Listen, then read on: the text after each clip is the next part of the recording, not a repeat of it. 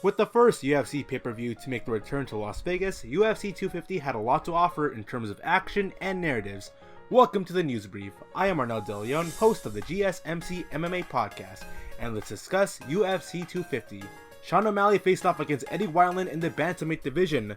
O'Malley started the show with a walkout KO on Wineland in 1 minute and 54 seconds into the first round.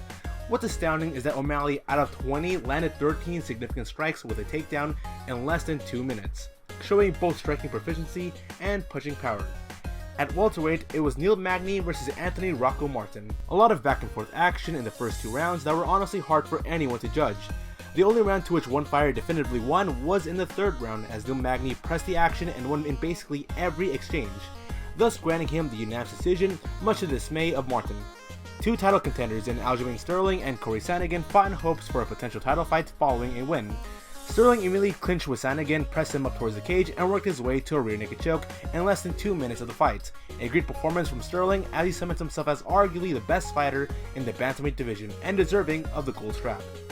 Another Bantamweight bout is Cody Garvin versus Rafael Assunção. In what felt like a championship callback, Cody Garvin fought a calculative, counter-heavy style, unlike his more reckless aggro-fighting style that he's been criticized for in the past. Cody Garvin got a buzzer-beating knockout on Rafael Assunção on the final second of the second round. This would be Cody Garvin's first win in the UFC in nearly 3 years.